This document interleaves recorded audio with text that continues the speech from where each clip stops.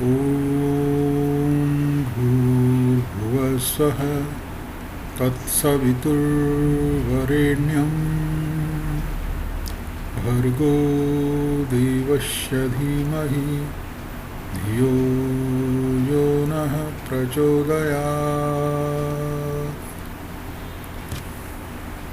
आत्मज्ञान के पिपासु मित्रों, हमारे यहाँ आत्मविद्या के क्षेत्र में विशेषकर श्रद्धा का बड़ा महत्वपूर्ण स्थान है। श्रद्धा उसको कहते हैं जब हम अनेक प्रकार से युक्ति से, प्रमाण से किसी बात को, किसी तथ्य को जांच करके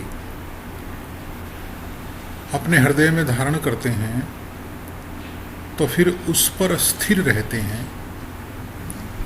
सत्य को जान करके उसको धारण करना और फिर उस पर अडिग स्थिर रहना, इसी का नाम श्रद्धा है। और श्रद्धा का हमारे शास्त्रों में बहुत महत्व है। लेकिन एक सामान्य जिज्ञासु के लिए यह बात जानना आवश्यक है कि श्रद्धा से पूर्व हमारी जो षटक संपत्ति हैं, 6 संपत्तियां हैं, उनमें शम, दम, उपरति, तितिक्षा, ये 4 के बाद श्रद्धा का स्थान आता है और 6वें नंबर पर समाधान प्राप्त होता है। तो श्रद्धा का अर्थ है पूर्णतः अपनी क्षमता के अनुसार अनेक प्रमाणों से किसी बात को जान करके उसको धारण करना और फिर उस पर अडिग रहना। लेकिन इस आत्मविद्या के क्षेत्र में प्रवेश करना सबके बस की बात नहीं होती है। सामान्य ऊपर से देखने वाले लोग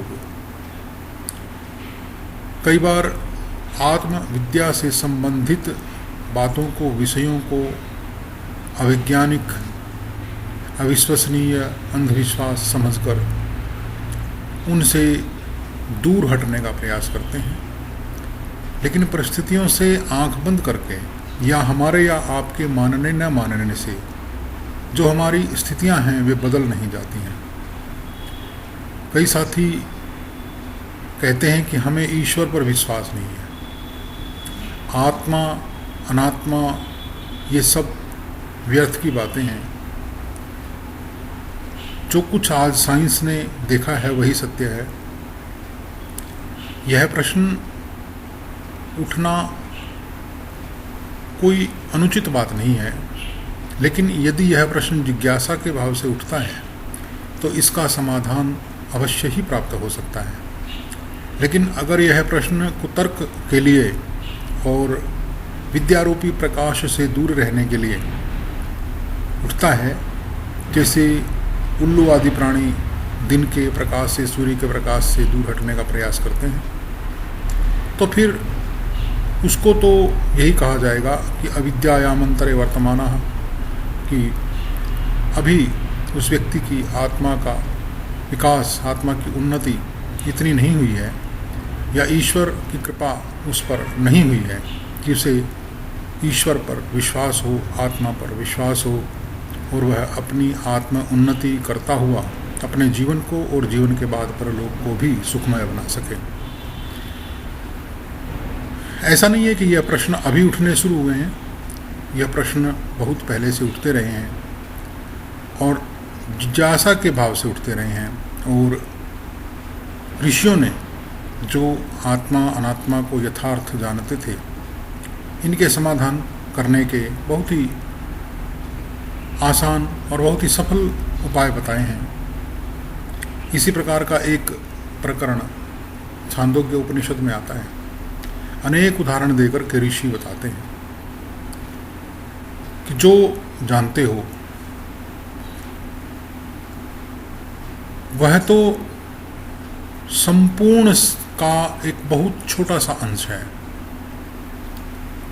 जो तुम्हारे जानने के सामर्थ्य हैं जो जाना जाता है उसकी मात्रा इतनी ज़्यादा है कि तुम्हारी छोटी सी घघरी में उसका समा पाना लगभग असंभव ही है। छांदोग्य उपनिषद में और उदाहरणों के साथ एक उदाहरण दिया कि महर्षि आरुणि के पुत्र श्वेतकेतु थे।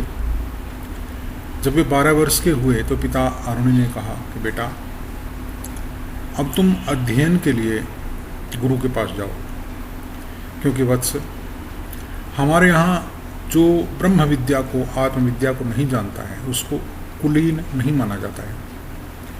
पिता के आदेश से वह आचार्य के पास गया और 24 वर्ष तक उसने सभी वेदों को अर्थ सहित पढ़ा, फिर पिता के पास आ गया। यहाँ तक तो सब ठीक था, लेकिन वापस आने के बाद उसके मन में यह भावना आ गई कि मैं सर्वश्रेष्ठ हूँ, और यह मानते हुए वह उद्धत घमंडी स्वभाव का हो गया। अब यह विद्या के मार्ग में जब तक वह केवल शब्द रूप में होती है,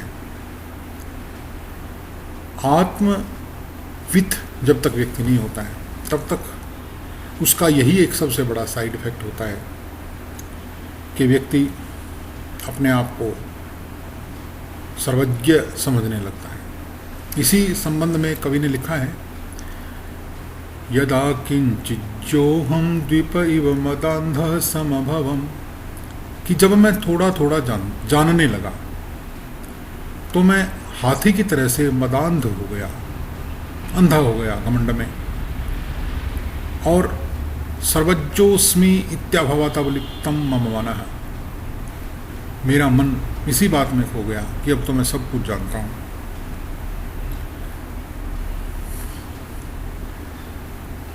फिर बोलता है कि यदा किंचित किंचित बुधजन सकाशा तव गतम, कि जब मैं ज्ञानियों के पास बैठने लगा और उनसे थोड़ा थोड़ा जानने लगा, और जब मुझे थोड़ा थोड़ा ज्ञान होने लगा तो मूर्खोस्मि इति ज्वर इव मदो में व्यपगता है, कि मेरा जो घमंड था वह ऐसे उतर गया जैसे किसी व्यक्ति का ज्वर उतर जाता है। यानी जब तक वो थोड़ा सा जानता था तब तक वह अभिमानी हो जाता है, और जब उसे यथार्थ का कुछ कुछ पता चलने लगता है तब उसे एहसास होता है, अनुभव होता है कि अभी तो बहुत कुछ जानना शेष है। तो जब पुत्र अभिमानी हो गया, घमंडी हो गया, तो पिता उसको कैसे समझाने की कोशिश करते हैं, उसका एक बड़ा सुंदर प्रसंग छांदोग्य उपनिषद का है। पिता ने देखा पुत्र घमंडी हो गया है, उन्होंने पुत्र को अपने पास बुलाया और बड़े प्यार से पूछा कि पुत्र, तुमने अपने गुरु से ऐसा क्या प्राप्त कर लिया है कि तुम अपने कुल की परंपरा के विपरीत घमंडी स्वभाव के हो गए हो? अच्छा, तुम मुझे एक बात बताओ, क्या तुम उसको जानते हो जिसको सुनने के बाद बिना सुना हुआ भी सुना हुआ हो जाता है, जिसको हम नहीं मानते हैं वह भी मान लिया जाता है, और जिसको हम जानते नहीं हैं वह भी जान लिया जाता है?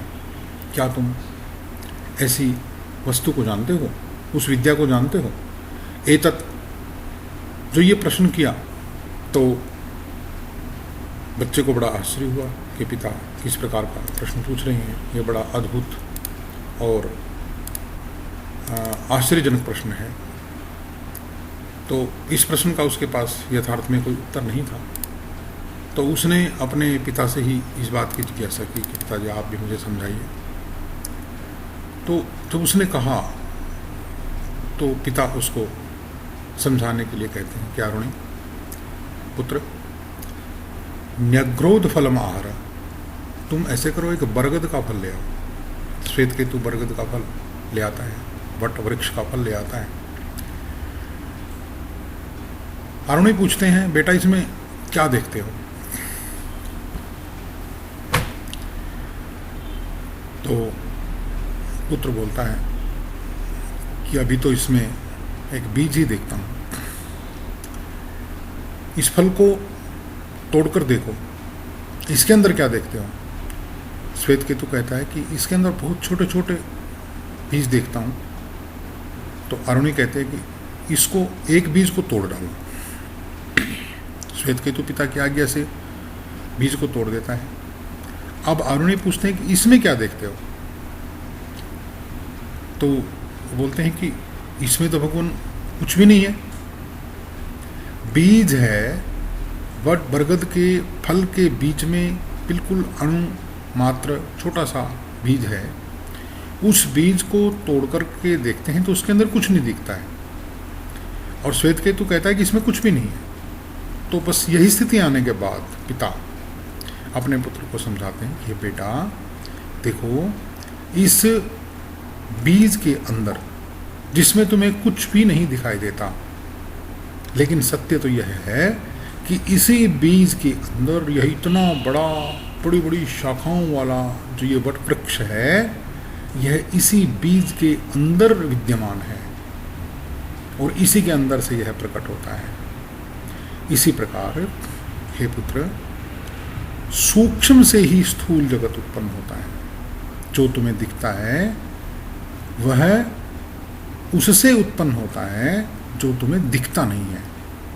हमारे शास्त्रों में जो सूक्ष्म हैं, जो दिखते नहीं हैं, उन सूक्ष्म अनादि तत्वों को हमारे दर्शन शास्त्र में प्रकृति एवं पुरुष कहा गया है।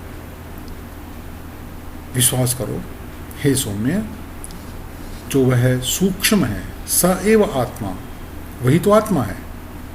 तत् एव सत, वही सत सर्वदा विद्यमान शाश्वत है। यह सब तो बनता बिगड़ता रहता है। वह आत्मा है, एक आत्मा है, एक परमात्मा है। जो आत्मा है तत्त्वम असि, वह तुम हो। तुम अपने आप को पहचानो। तुम स्थूल दर्शन के चक्रव्यूह में पड़ करके अपने आप को पहचानना भूल गए हो। तो ऋषि ने समझाया कि जो दिखता है वह तो यथार्थ की अपेक्षा से बहुत ही थोड़ा है। तभी तो पुरुष सूक्त में कहा है कि अतो ऊर्ध्वम पुरुषः एतावानस्य महिमा, इतनी उसकी महिमा है। लेकिन वह जो पुरुष है अतो ऊर्ध्वम, वो तो इससे भी अधिक है।